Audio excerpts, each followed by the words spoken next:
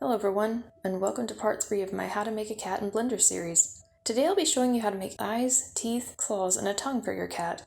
Let's get started. First, let's make the eyes. Hide everything in your scene, then add a UV sphere. Rotate it on its side by pressing R, Y, then typing in 90. Go into the Y orthographic view and turn on X-ray mode. Click and drag to box select all of these faces and then press Shift D to duplicate them.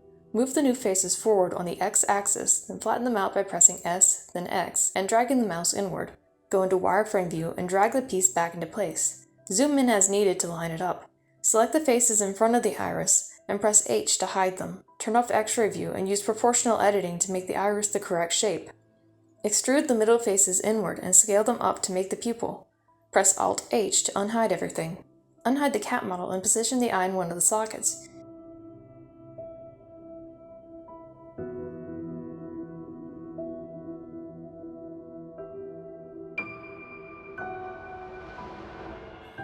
You may need to adjust the face to make it fit more naturally. Once the eye is where you want it, add a mirror modifier with the axis set to Y. Make the cat its mirror object. Now let's model the jaw. Download this Creative Commons picture, which is linked below, and import the image as a plane. Add a cube, and in the Y orthographic view, switch to Edit mode and extrude the cube outward following the bottom jaw of the reference. Make sure X-ray is enabled for this.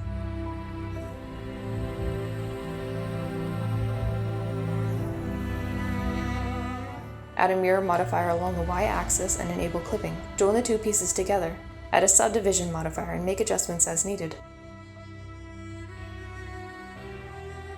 For the teeth, add another cube in object mode. Back in edit mode, right-click the cube and subdivide it once. Set the smoothness to something like 0.6. Scale it down and position it at the base of the lower canine tooth. Extrude the top upward and scale it down a few times to form the tooth. Add another mirror modifier on the Y-axis. Add another cube and subdivide it once with the same settings, and position it as the next tooth down on the jaw. Join this tooth with the canine tooth by shift selecting them both and pressing Ctrl J. Press L while hovering the mouse cursor over the first molar to select it, then use Shift D to duplicate it a few times for the remaining molars. Tweak the vertices to make each tooth look slightly different. Duplicate the canine tooth and delete the top half. Extrude a single vertex like so, then fill in the holes by selecting the edges and pressing F. Duplicate this tooth twice and scale the duplicates down so they look like this.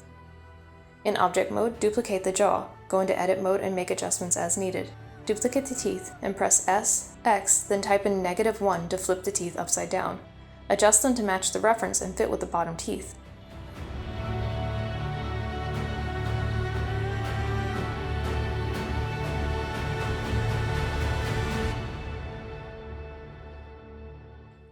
It's easier to add materials to the teeth and jaw now, so let's go ahead and do that. Click the Shading tab to enter the Material Editing workspace. Select the teeth and click New. Set the base color to a light yellow. Turn up the subsurface slightly.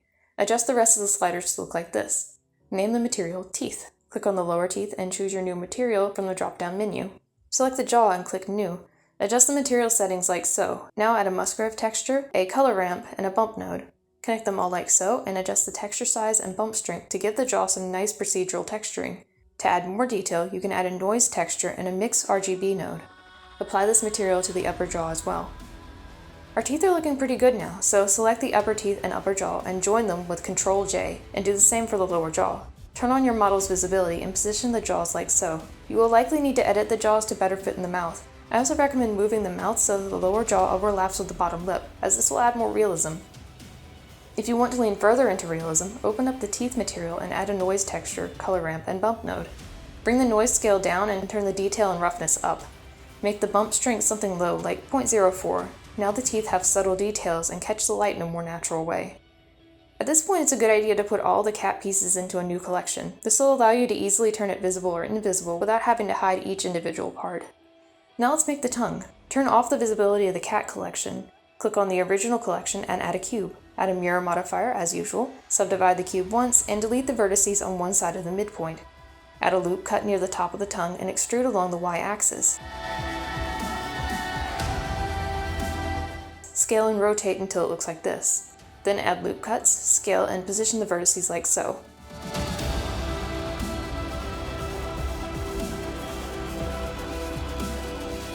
Add a subdivision modifier and apply the mirror modifier. Position the tongue inside the mouth.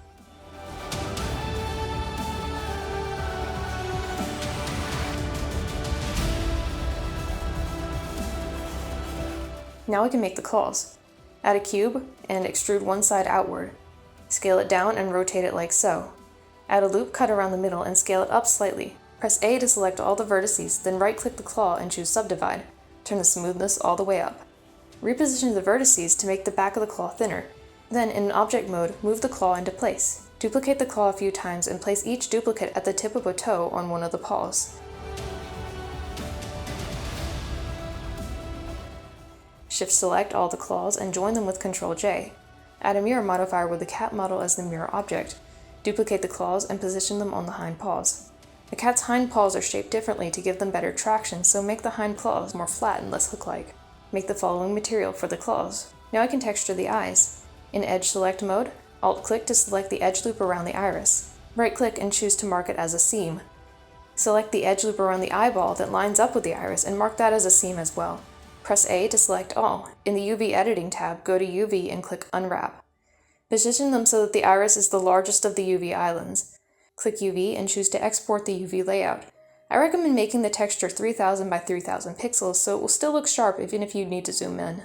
Now open the exported image in your drawing program of choice. I'm using Photoshop because it has a really nice warping tool that makes texturing a lot easier. Clip Studio Paint has a similar function, so that would also work really well. Find a reference photo of a cat's eye. The higher the resolution, the better. I'm using this picture of my cat, Tiny.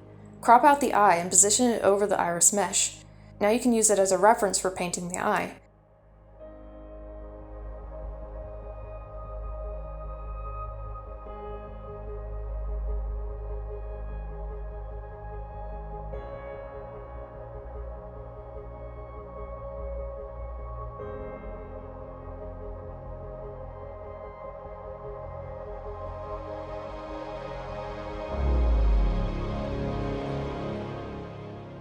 To create little details easily, add a noise texture, radio blur it, and set the blending mode to overlay.